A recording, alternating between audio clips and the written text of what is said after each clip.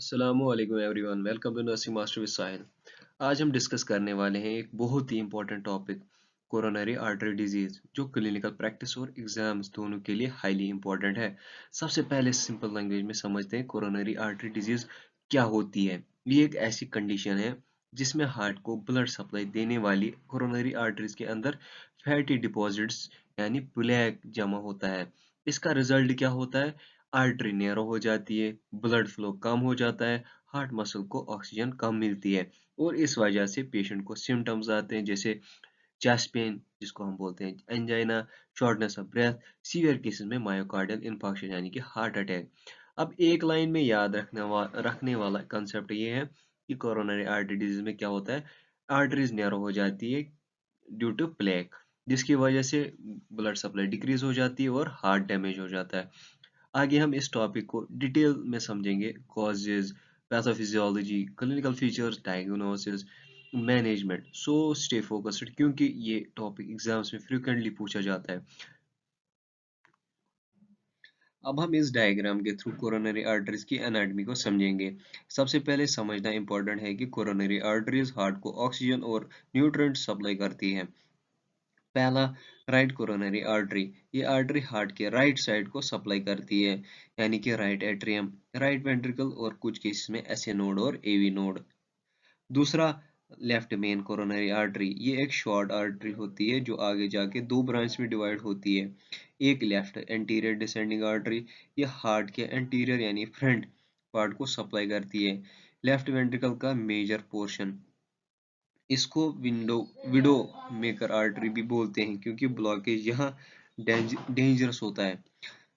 इसका जो दूसरा है, सर्कमफ्लेक्स आर्टरी, ये हार्ट की लेटरल साइड और पोस्टीरियर को सप्लाई करती है, लेफ्ट एट्रियम और लेफ्ट वेंट्रिकल का कुछ पोर्शन।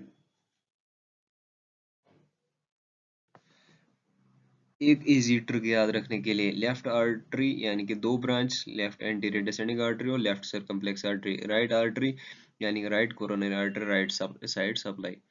अब क्लिनिकल इंपॉर्टेंस क्या है? अगर इन आर्टरीज में ब्लॉकेज होता है तो हार्ट मसल को ब्लड नहीं मिलता, जिससे एंजाइना या मायोकार्डियल इंफार्क्शन हो सकता है। अब हम आगे देखेंगे कि इन आर्टरीज में ब्लॉकेज कैसे डेवलप होता है, यानी पैथोफिजियोलॉजी वगैरह। अब हम कोरोनरी आर्टरी डिजीज की डेफिनेशन को सिंपल और क्लियर वे में समझेंगे। कोरोनरी आर्टरी डिजीज, जिसे शॉर्ट में सीआईडी भी कहते हैं, एक क्रोनिक कंडीशन है, मतलब ये धीरे धीरे डेवलप होती है, सडनली नहीं। इस कंडीशन में क्या होता है, हार्ट को ब्लड सप्लाई देने वाली कोरोनरी आर्टरीज नैरो या ब्लॉक हो जाती है। ये नैरोइंग किस वजह से होती है? आर्टरीज के अंदर फैटी डिपॉजिट्स यानी प्लेक जमा हो जाता है। इस प्रोसेस को हम एथेरोस्क्लेरोसिस कहते हैं। अब इसका इफेक्ट समझो, आर्टरी का डायमीटर कम हो जाता है, ब्लड फ्लो रिड्यूस हो जाता है, हार्ट मसल को ऑक्सीजन कम मिलती है। इसी वजह से पेशेंट में प्रॉब्लम डेवलप होती है जैसे angina, chest pain, myocardial infarction, heart attack और other serious complications. Exam point of view से कोरोनरी आर्टरी डिजीज यानी कि एथेरोस्क्लेरोसिस की वजह से क्या हो जाता है, नैरो कोरोनरी आर्टरीज और डिक्रीज ब्लड सप्लाई की वजह से हार्ट में कॉम्प्लिकेशंस देखने को मिलते हैं। सिंपल लाइन में, जब हार्ट को प्रॉपर ब्लड नहीं मिलता ड्यू टू ब्लॉक्ड आर्टरीज, उस कंडीशन को सीआईडी कहते हैं। अब आगे हम इसके कॉज और रिस्क फैक्टर्स समझेंगे। अब हम बात करते हैं कोरोनरी आर्टरी डिजीज के कॉजेज यानी ईटियोलॉजी। सबसे इंपॉर्टेंट बात, atherosclerosis is the major cause of CID. Atherosclerosis में क्या होता है, आर्टरी की इनर लाइनिंग यानी कि इंटिमा में लिपिड या फैट डिपॉजिट्स होने लगते हैं। धीरे धीरे प्लेक फॉर्म होता है और आर्टरी नैरो होने लगती है। लेकिन ये प्रोसेस स्टार्ट कैसे होता है? इसका मेन रीजन होता है एंडोथेलियल इंजरी, यानी आर्टरी के इनर लाइनिंग को डैमेज। जब डैमेज होता है, इन्फ्लेमेशन स्टार्ट होती है, लिपिड्स डिपॉजिट होने लगते हैं और प्लेक फॉर्मेशन शुरू हो जाता है। अब क्वेश्चन, एंडोथेलियल इंजरी किन फैक्टर्स से होती है? इंपॉर्टेंट रिस्क फैक्टर्स की बात करें, स्मोकिंग यानी कि वेसल्स को डैमेज करता है, हाइपरटेंशन प्रेशर से आर्टरी वॉल इंजरी होती है, हाई कोलेस्ट्रॉल फैट डिपॉजिशन बढ़ता है, डायबिटीज यानी कि वेस्कुलर डैमेज करता है। इजी याद रखने के का trick, S HHD, S for smoking, H for hypertension, H for high cholesterol, D for diabetes। Simple flow याद रखो, रिस्क फैक्टर्स यानी कि एंडोथेलियल इंजरी यानी कि leads to atherosclerosis and it will lead to coronary artery disease। अब हम discuss करेंगे coronary artery disease के रिस्क फैक्टर्स, जिन्हें हम दो कैटेगरीज में डिवाइड करते हैं, नॉन मॉडिफाइबल और modifiable risk factors. Non modifiable risk factors की बात करें, मतलब जिन्हें हम चेंज नहीं कर सकते, यानी कि पहला आता है इसमें इंक्रीजिंग एज। एज बढ़ने के साथ आर्टरीज में डिजेनरेशन होता है और रिस्क बढ़ता है। जेनेटिक मेकअप, LDLR जीन, अगर जीन्स में डिफेक्ट हो, स्पेशली लिपिड मेटाबॉलिज्म में, तो CID का रिस्क ज्यादा होता है। एथनिसिटी, यानी कि इंडियन प्रोन, इंडियंस में CID का रिस्क रिलेटिवली हायर होता है। सेक्स की बात करें, मेल्स में रिस्क ज्यादा होता है, स्पेशली यंगर एज में। फैमिली हिस्ट्री की बात करें, अगर फैमिली में किसी को हार्ट डिजीज है तो रिस्क ऑटोमेटिकली इंक्रीज हो जाता है। अब दूसरी तरफ मॉडिफाइबल रिस्क फैक्टर्स, मतलब जिन्हें हम कंट्रोल या प्रिवेंट कर सकते हैं। पहला, ओबेसिटी, एक्सेस फैट यानी कि lipid imbalance, plaque formation. Habits की बात करें, स्मोकिंग, अल्कोहल, डेलिक, इसकी वजह से वेस्कुलर डैमेज करता है। डायबिटीज ब्लड वेसल्स को डैमेज करता है।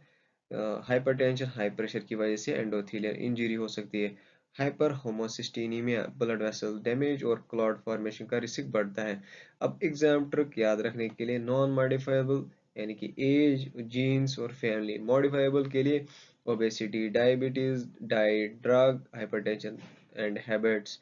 क्लिनिकल इंपॉर्टेंस की बात करें, अगर हम मॉडिफाइड रिस्क फैक्टर्स को कंट्रोल कर लें तो CID का रिस्क सिग्निफिकेंटली रिड्यूस किया जा सकता है। सिंपल लाइन में, नॉन मॉडिफाइबल को एक्सेप्ट करो, मॉडिफाइबल को कंट्रोल करो।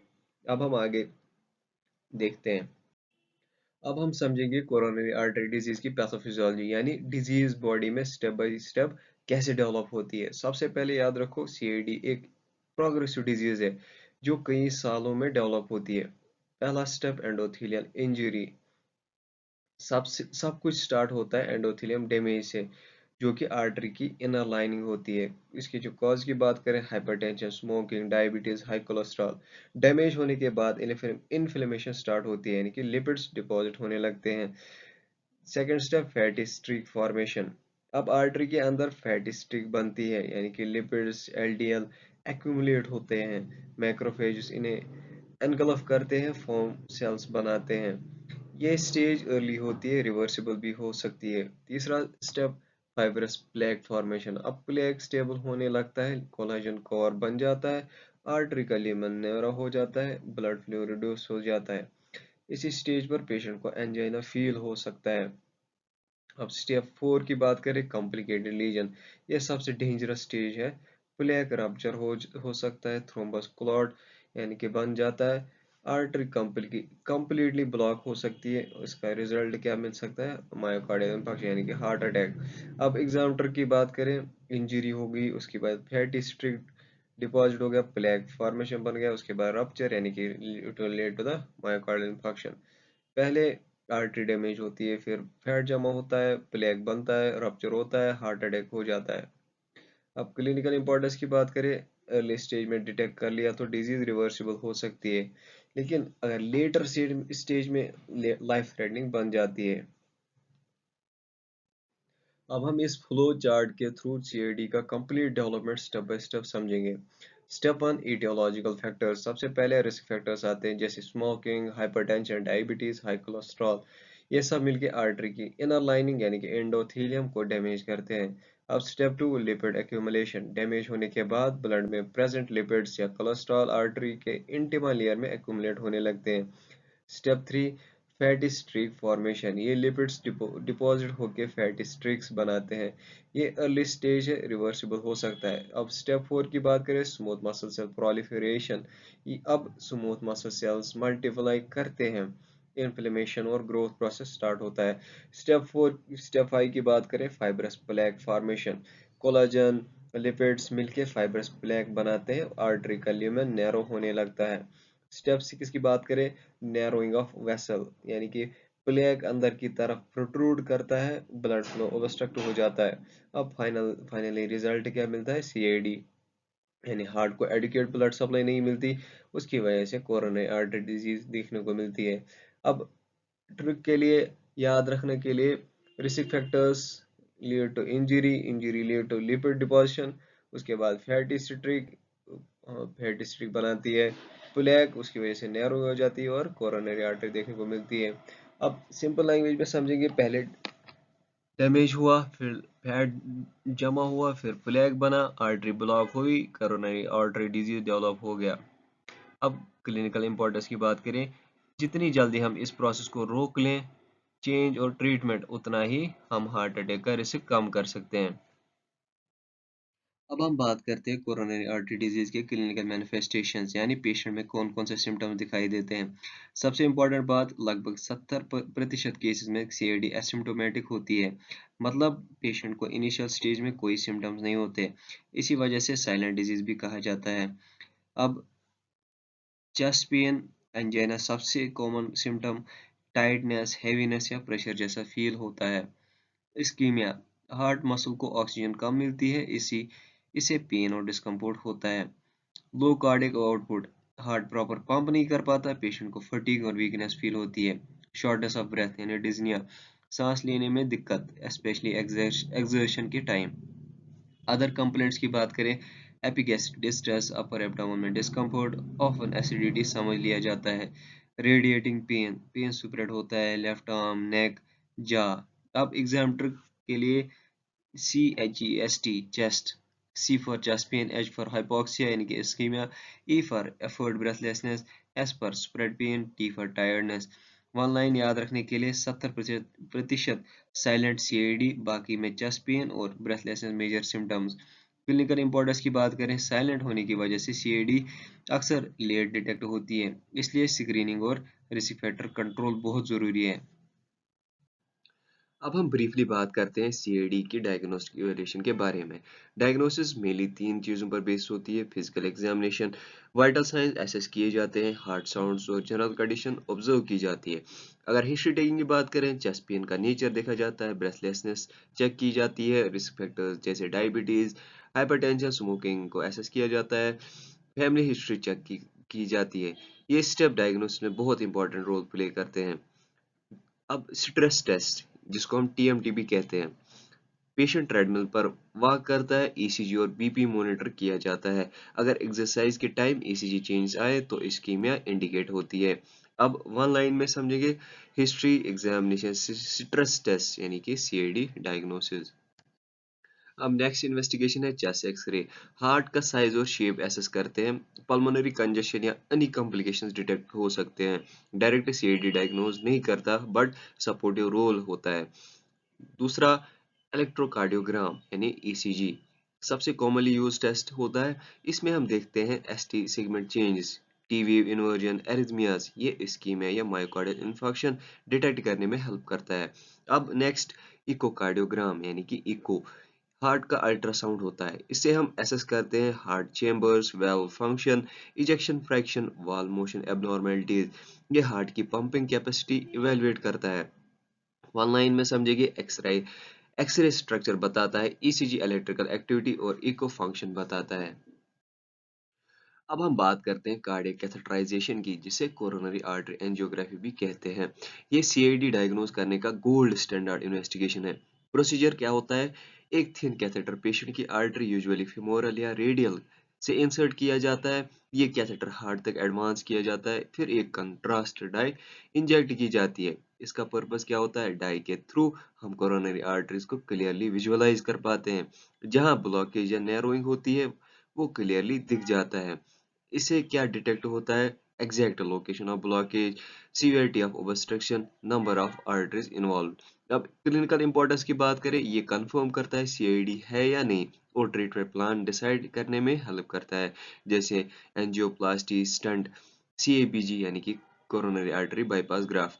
अब एक लाइन में याद रखने के लिए, angiography shows exact blockage inside coronary arteries. अब हम बात करते हैं कोरोनरी आर्टरी डिजीज की प्रिवेंशन, जो एक्चुअली सबसे इम्पोर्टेंट पार्ट है, क्योंकि प्रिवेंशन हमेशा ट्रीटमेंट से बेटर होता है। कंट्रोलिंग कोलेस्ट्रॉल यानी कि ब्लड कोलेस्ट्रॉल लेवल्स को कंट्रोल में रखना जरूरी है, स्पेशली एलडीएल को कम और एचडीएल को मेंटेन करना। Next, dietary measures, healthy diet लेना चाहिए, लो फैट, लो साल्ट और high fibre diet, junk food और ऑयली फूड अवॉइड करना चाहिए। Next, physical activity, regular physical exercise जैसे walking, jogging, at least 30 minute daily activity recommended है। Next, cessation of smoking, यानी कि स्मोकिंग कंप्लीटली बंद करना चाहिए, क्योंकि ये डायरेक्टली आर्टरीज को डैमेज करता है। Next, managing hypertension and diabetes. BP और ब्लड शुगर कंट्रोल में रखना बहुत इंपॉर्टेंट है। रेगुलर मॉनिटरिंग और प्रॉपर ट्रीटमेंट भी जरूरी है। स्ट्रेस मैनेजमेंट, स्ट्रेस को कंट्रोल करना, meditation, relaxation techniques, proper sleep और मेंटल हेल्थ मेंटेन करना। सिंपल लाइन में हेल्दी लाइफस्टाइल यानी कि सीएडी प्रिवेंशन। अब हम बात करते हैं कोरोनरी आर्टरी डिजीज के मेडिकल मैनेजमेंट के बारे में। ट्रीटमेंट का मेन गोल होता है कोलेस्ट्रॉल कंट्रोल करना, क्लॉट फॉर्मेशन प्रिवेंट करना और डिजीज प्रोग्रेशन को रोकना। सबसे पहले लिपिड लोअरिंग ड्रग थेरेपी सबसे इंपॉर्टेंट ग्रुप है। एचएमजी सीओए रिडक्टेस इनहिबिटर्स यानी कि स्टेटिन्स। एग्जाम्पल्स की बात करेंगे, एटोरास्टेटिन, सिम्वास्टेटिन। मैकेनिज्म देखें तो लिवर में कोलेस्ट्रॉल सिंथेसिस को रिड्यूस करते हैं, एलडीएल लेवल को कम करते हैं। नेक्स्ट, नियासिन यानी कि एचडीएल जो गुड कोलेस्ट्रॉल कहा जाता है उसको इंक्रीज करता है, और एलडीएल यानी कि बैड कोलेस्ट्रॉल को रिड्यूस करता है। बाइल एसिड सिक्वेस्ट्रेंट्स यानी कि एग्जाम्स की बात करेंगे, कोलेस्टेरामाइन, कोलेस्टिपॉल। इनका एक्शन क्या होता है, इंटेस्टाइन में बाइल एसिड्स बाइंड करते हैं, इससे कोलेस्ट्रॉल का रिमूवल इंक्रीज होता है। Next, ezetimibe, cholesterol absorption inhibitor. Action की बात करें, इंटेस्टाइन से कोलेस्ट्रॉल एब्जॉर्प्शन को ब्लॉक करता है। नेक्स्ट की बात करें, एंटीप्लेटलेट थेरेपी यानी कि जैसे एग्जाम्पल की बात करें, एस्पिरिन प्लेटलेट एग्रीगेशन को प्रिवेंट करता है और जिसकी वजह से क्लॉट फॉर्मेशन का रिस्क कम होता है। अब नेक्स्ट है बीटा ब्लॉकर्स। एग्जाम्पल की बात करेंगे, मेटोप्रोलॉल, एटिनोलॉल। इनका एक्शन क्या होता है, हार्ट रेट कम करते हैं, ब्लड प्रेशर रिड्यूस करते हैं और हार्ट का वर्कलोड भी कम हो जाता है। इसकी वजह से क्या मिलता है, ऑक्सीजन डिमांड कम होती है और एंजाइना रिड्यूस होता है। अब नेक्स्ट की बात करें, कैल्शियम चैनल ब्लॉकर्स। अगर एग्जाम्पल की बात करें, निफेडिपिन और एपेमिल। एक्शन क्या होता है इनका, कोरोनरी आर्टरीज को डायलेट करते हैं, ब्लड फ्लो इंप्रूव करते हैं। रिजल्ट, हार्ट को ज्यादा ऑक्सीजन मिलती है। ओपियाइड एनाल्जेसिक्स यानी कि एग्जाम्पल की बात करेंगे, मॉर्फिन। ये कब यूज होता है, जब सीवियर चेस्ट पेन होता है पेशेंट को। अब इसका एक्शन क्या है, पेन रिलीव कर होता है और एंजाइटी भी कम होती है। अब नेक्स्ट होता है थ्रोम्बोलाइटिक एजेंट्स। इनकी एग्जाम्पल की बात करें, स्ट्रेप्टोकाइनेस, यूरोकाइनेस। इनका एक्शन क्या होता है, ब्लड क्लॉट को डिसॉल्व करते हैं। इसकी वजह से क्या मिलता है, ब्लॉक्ड आर्टरी रीओपन हो जाती है। अब सिंपल लाइन में याद रखना, हार्ट का लोड कम करो, आर्टरी डायलेट करो और पेन कंट्रोल करो और क्लॉट तोड़ दो। अब हम बात करते हैं कोरोनरी आर्टरी डिजीज के सर्जिकल मैनेजमेंट के बारे में। सबसे कॉमनली यूज्ड प्रोसीजर होता है पीटीसीए यानी कि परक्यूटेनियस ट्रांसल्यूमिनल कोरोनरी एंजियोप्लास्टी और उसके साथ coronary artery stent placement. Procedure क्या होता है, एक कैथेटर आर्टरी यानी कि रेडियल या फिमोरल से इंसर्ट किया जाता है। ये हार्ट की कोरोनरी आर्टरी से एडवांस किया जाता है। नेक्स्ट बात करें, बैलून एंजियोप्लास्टी। कैथेटर के टिप पर एक बैलून होता है, जहां ब्लॉकेज होता है वहां बैलून इन्फ्लेट किया जाता है। इसकी वजह से रिजल्ट क्या मिलता है, प्लेक कंप्रेस हो जाता है, आर्टरी का ल्यूमेन वाइडन हो जाता है, ब्लड फ्लो इम्प्रूव हो जाता है। Next, stent placement. बैलून के साथ एक मेटल स्टेंट प्लेस किया जाता है। बैलून इन्फ्लेट होने पर स्टेंट एक्सपेंड हो जाता है। इसकी वजह से क्या मिलता है, आर्टरी ओपन रहती है, दोबारा नैरोइंग का रिस्क कम होता है। अब क्लिनिकल इंपॉर्टेंस की बात करें, रैपिड रिलीफ ऑफ सिम्टम्स और मायोकार्डियल इंफेक्शन का रिस्क कम हो जाता है। अब हम बात करेंगे कोरोनरी आर्टरी बाईपास ग्राफ्ट, जिसे शॉर्ट में सीआईबीजी कहते हैं। ये एक मेजर सर्जिकल प्रोसीजर है जो तब किया जाता है जब कोरोनरी आर्टरीज में ब्लॉकेज ज्यादा सीवियर हो। अब प्रोसीजर की बात करें, बॉडी के किसी और पार्ट से आर्टरी या वेन ग्राफ्ट लिया जाता है, जैसे सेफिनस वेन या इंटरनल मेमोरी आर्टरी। इस ग्राफ्ट को यूज करके एक नया पाथवे बाईपास बनाया जाता है। ये बाईपास ब्लॉकेज के आगे डिस्टल पार्ट यानी कि कनेक्ट किया जाता है। अब इसकी वजह से क्या मिलता है, इसका result, blood flow blocked area को बाईपास करके डायरेक्ट हार्ट मसल तक पहुंचता है, ऑक्सीजन सप्लाई इंप्रूव हो जाता है। अब सिंपल लाइन में समझेंगे, जहां रोड ब्लॉक हो वहां नया रास्ता बना दिया जाता है। अब कब यूज होता है, severe blockage, multiple arteries involve, जब एंजियोप्लास्टी इफेक्टिव ना हो। अब क्लिनिकल इंपॉर्टेंस की बात करें, सिम्टम्स रिलीफ मिलता है, हार्ट अटैक का रिस्क कम हो जाता है, लॉन्ग टर्म सर्वाइवल इंप्रूव होता है। Thank you everyone for your valuable time and attention. I hope ये प्रेजेंटेशन आप सबके लिए हेल्पफुल रही होगी। अगर आपको ये कंटेंट पसंद आया हो, please like, share, comment and subscribe to nursing master with Sahil for more nursing and clinical content. अगर कोई डाउट हो या you are most welcome to ask. Stay healthy, stay aware, because prevention is better than cure. Thank you.